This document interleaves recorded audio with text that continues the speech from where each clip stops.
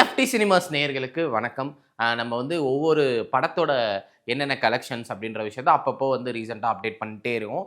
இப்போ அதாவது வந்து நம்ம ஏற்கனவே வந்து அமரன் படம் வந்து 200 க்ரோஸ் கலெக்ட் பண்ணியிருக்கு அப்படின்னு சொல்லிட்டு நம்ம ஒரு வீடியோ போட்டிருப்போம். அதை கூட நீங்கள் டிஸ்கிரிப்ஷனில் போய் பார்க்கலாம். இப்போ அந்த படம் வந்து 300 க்ரோஸ் கலெக்ட் பண்ணியிருக்கு. அதாவது 300 க்ரோஸ் இன் தமிழ் சினிமா. அதுவும் வந்து இதுக்கு முன்னாடி பண்ணதெல்லாம் யாருன்னு பார்த்தீங்கன்னா விஜய் அவர்கள், அஜித் அவர்கள், ரஜினி அவர்கள், இந்த மாதிரி பெரிய பெரிய எலைட் ஸ்டார்ஸ் தான் இதுக்கு முன்னாடி இந்த 300 க்ரோஸ் அப்படின்ற விஷயத்த பண்ணியிருந்தாங்க. முதல்ல எந்திரன் படம் தான் வந்து 300 க்ரோஸ் மேலே கலெக்ட் பண்ணிச்சு. அதுக்கப்புறம் 2.0, லியோ, மாஸ்டர், அந்த மாதிரி படங்கள் வந்து அடுத்தடுத்து வந்து கலெக்ட் பண்ணிட்டே வாரிசு, துணிவு, இந்த மாதிரி விஷயங்கள்லாம் வந்து கலெக்ட் பண்ணிட்டே இருந்துச்சு. இப்போ அந்த வரிசையில் வந்து அமரன் படமும் வந்து கலெக்ட் பண்ணியிருக்கு.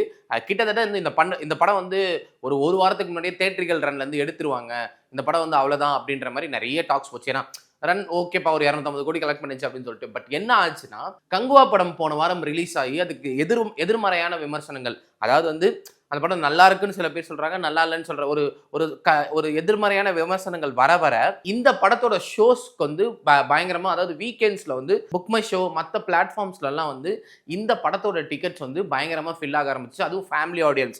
ஏன்னா வந்து இன்னமும் வந்து அந்த படத்தோட சாங்ஸ் ஆகட்டும், ஸ்பாட்டிஃபைல இல்ல ரீல்ஸ் ஆகட்டும் இன்னுமே ட்ரெண்ட்ல இருக்கு. ஸோ அந்த படம் வந்து பயங்கர ப்ளஸ்ஸாக இருந்தது. இன்னொன்று அது மார்க்கெட்டிங் ஸ்டண்டான்னு கூட சொல்ல முடியாது.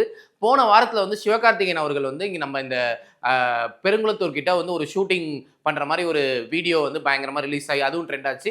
அதுவுமே இந்த படத்துக்கு ஒரு வீக்கெண்டில் ஒரு பூஸ்ட் கொடுத்துருச்சு அப்படின்னு கூட சொல்லலாம். ஏன்னா வந்து இதுக்கு முன்னாடியும் அவர் நிறைய படங்கள் நடிச்சிருக்காரு, ரோட்ல நிறைய ஷூட் பண்ணியிருக்காங்க. பட் இது வந்து பயங்கரமாக ட்ரெண்டாக ஆரம்பிச்சது. ஸோ அந்த மாதிரி வந்து இப்போ இந்த படம் வந்து 300 க்ரோஸ் கலெக்ட் பண்ணியிருக்கு. இப்போ இன்னமும் எப்படி வந்து இந்த வீக்கெண்டு மேபி இந்த வீக்கெண்டுக்கும் அது ஒரு ரன் இருக்கும்.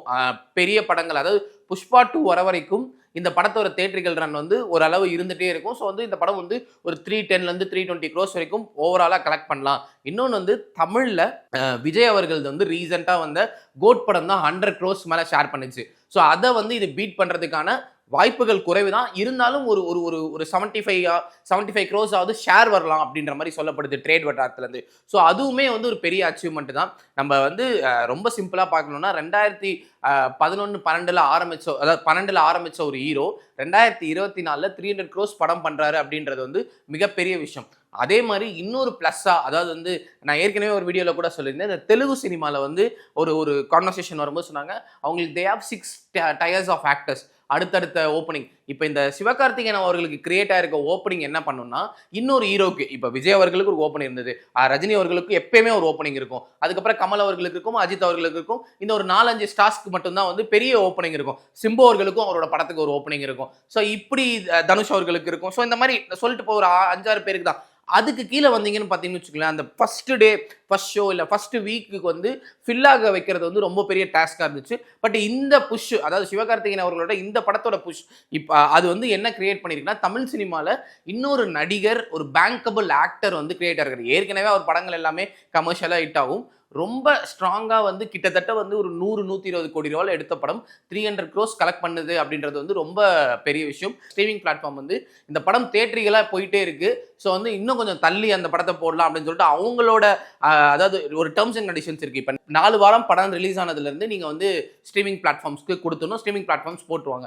ஆனால் இந்த படத்தோட தேட்டரிகள் ரன் பார்த்து they have given a option, இன்னும் ஒரு 2 வாரம் கூட தள்ளி போட்டுக்கலாம் அப்படின்னு சொல்லிட்டு. அதுவே ரொம்ப பெரிய விஷயம். அது இது வரைக்கும் தமிழ் சினிமாவில் யாருக்குமே நடந்ததில்லை, சிவகார்த்திகேயன் அவர்களுக்கு நடந்திருக்கு. இதெல்லாம் ஒரு பக்கம் இருந்தாலும் சிவகார்த்திகேயன் அவர்கள் அடுத்து வந்து நம்ம ஏஆர் முருகதாஸ் அவர்களோட படத்தில் நடிச்சிருக்காரு. அந்த படத்தோட ஷூட்டிங் வந்து சென்னையை சுற்றி ஃபாஸ்ட்டாக போயிட்டு இருக்கு. எல்லாருக்குமே இந்த மகிழ்ச்சியை கொண்டாடுற மாதிரி அவர் எல்லாருக்குமே பிரியாணி போட்டிருக்காரு.